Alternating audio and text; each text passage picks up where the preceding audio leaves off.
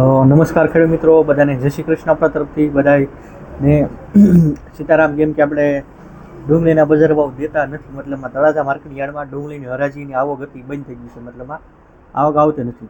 તોય પણ આપણે આગળ વાત કરીશું, મતલબમાં આવતો અઠવાડિયું છે, આ મહિનામાં કેવું રહેશે, કેવી પરિસ્થિતિ રહેશે આવનાર સમય. તો વિડીયોના છેલ્લે અંત સુધી જોવાનું રાખજો.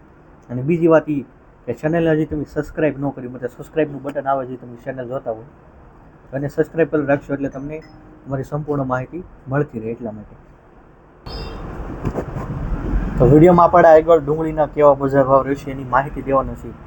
તો એની માટે ચેનલને સબસ્ક્રાઈબ કરવાનું ભૂલતા નહીં, જેથી રોજ હું કોઈ પણ નવા વિડીયો બનાવું. કેમ કે હવે તો ડુંગળી હરાજી તળાજામાં થતી નથી, તો એટલે આપણે હવે ડુંગળી હરાજી તો આપણે ઓછું ઉડીએ, પણ મને એવું લાગશે તો અઠવાડિયે આવો થોડું એનાલિસિસ કરતો રહીશ, અથવા તમે મને કહેશો તો ક્યારેક મહુવા ભાવનગર જશું તો આપણો વિડીયો આવશે. મતલબ ત્યાં જો હરાજી શરૂ, મહુવા તો લગભગ 12 મહિના ડુંગળી હરાજી જેટલી આવક હોય છે એ શરૂ જ હોય છે એટલા માટે. તો મેં તમને અગાઉ વાત કરી કે આવતા રવિવારે જ્યારે આપણે વિડીયો આપ્યો હતો તમને, કે હું તમને વિડીયો અંત સુધી જોશો. મેં તમને કીધું કે આવક છે અત્યારે દિલ્હીમાં છે, એ મતલબમાં કેટલી વધી છે, કેટલા રાજ્યની આવક આવી છે, એ પણ આ કાળે આપણે વિડીયોમાં વાત કરશું. જે પહેલાં મતલબમાં અમારે જ્યાં ગુજરાતમાં જે મહુવા છે, તળાજા છે, ભાવનગર છે, એની આવક હતી એનાથી 3 ગણી બીજા રાજ્યની આવક આવવા મળી છે. તો તમે વિચાર કરો કે જે વસ્તુની જરૂર ન હોય એનાથી વધારે આવક થાય એટલે કોઈ પણ વસ્તુ હોય અને ડિમાન્ડ ન હોય એટલે ભાવ બેસવાના છે. બજાર ભાવ સારા હોવો જોઈએ એવું પણ આપણે ઈચ્છીએ છીએ, પણ આપણા હાથમાં નથી.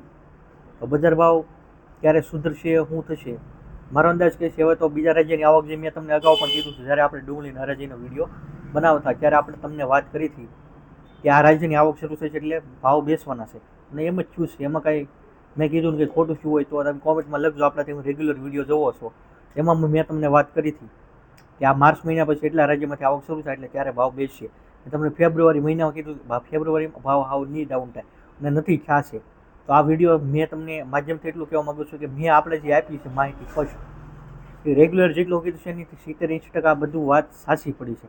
તો બધા રેગ્યુલર વિડીયો જોતા છે, આપણે સબસ્ક્રાઈબર હોય એને આપણો આ વિડીયો કેવો લાગ્યો છે મેં એનાલિસિસ આપ્યું છે.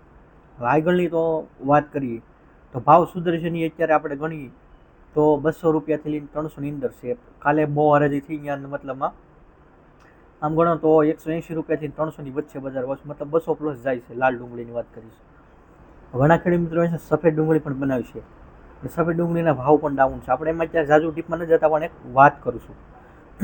તો બજાર ભાવ નહીં સુધરેનું કારણ છે જે આપણે મહુવાની દિલ્હી માર્કેટમાં જાય, અહીંયા 20-25 ગાડીઓની સામું જે મહારાષ્ટ્રના અમુક બે વિસ્તાર છે ડુંગળી પકવનાર છે, એરિયાની વાત કરીએ તો એક પુણે શહેર છે, નાસિક છે.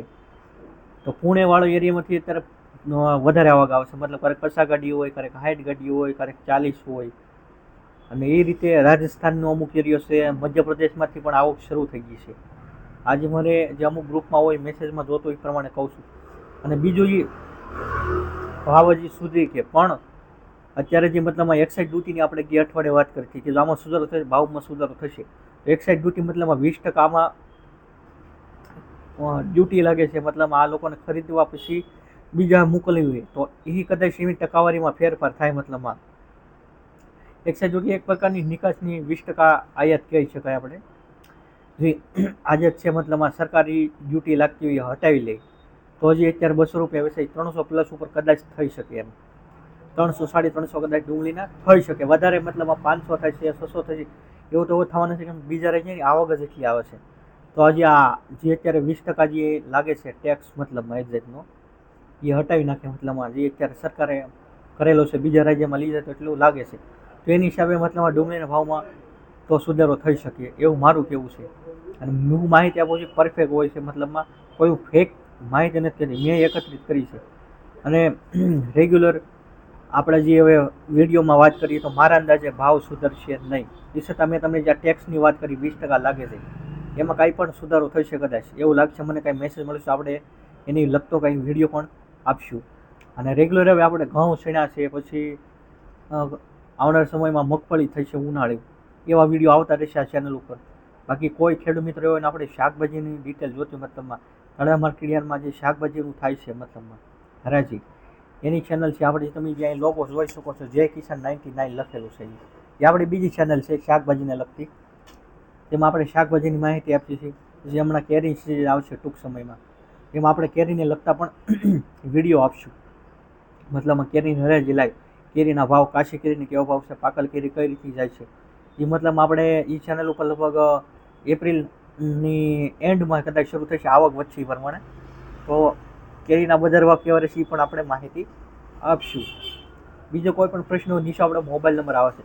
હવે અત્યારે વાત કરીએ, અત્યારે અમારા જે એરિયામાં છે, જે ઘણા ખેડૂત મિત્રો છે અને ઘણા પાકનું વાવેતર કર્યું છે. આપણે ઉદાહરણ લઈએ, તલ બનાવ્યા છે, બાજરી બનાવી છે, ઉનાળુ મગફળી બનાવી, પણ મેન જે છે ઉનાળુ કળી બનાવી છે.